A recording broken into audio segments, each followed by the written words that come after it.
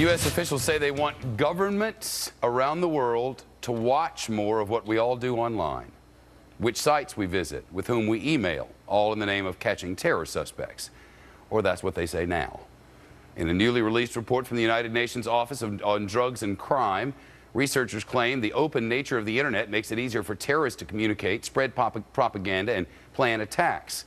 And now the people responsible for that report say they want governments to better regulate the internet. Regulate the internet and store records of what we all do online so police can review those logs. They're also calling for tighter controls over public Wi-Fi hotspots, like those at Starbucks stores and libraries and other public areas. Some cities have it everywhere because anybody can use them to get online. The authors of the report claim the regulations are necessary to keep people safe. With us now, the former head of the cybercrime investigation at the FBI, Michael Gibbons, is with us. Michael's also a managing director of global forensic and dispute services for the consulting firm Alvarez and Marsal. Sir, good afternoon. Good afternoon, Shepard. Tell me why we need this. Well, I think there's a lot more in the report than just that we need to keep track. Oh, well, that's for sure. Surprise, surprise, terrorists are using the internet, and so is business. So regulation is difficult when this is such an open, diverse, big place.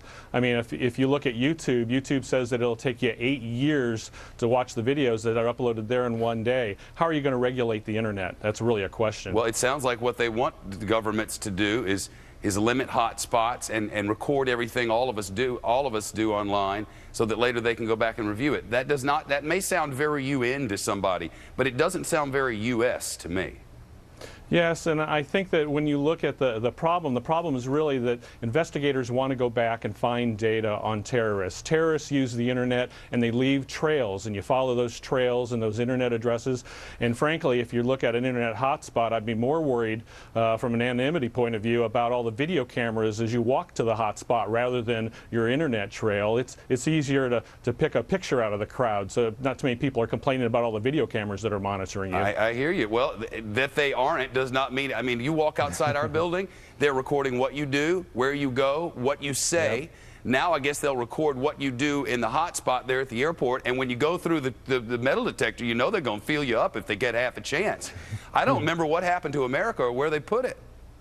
Yeah, I'd be really worried if any of this were directed at the content. The content's not what is being discussed. And what's funny is we already, when we use the internet, give up a little bit of privacy in that we tell people where we're coming from and a little bit about our computer, and that's what we give up to use the internet. And most of the regulations they're talking about are just to retain the information about who is accessing, not the content of what you're doing or what you're reading. We're already giving that up, so I'm not sure some of this is such a stretch. All right, well, I guess we just give it. I'm for a government monitor following all of us around all day.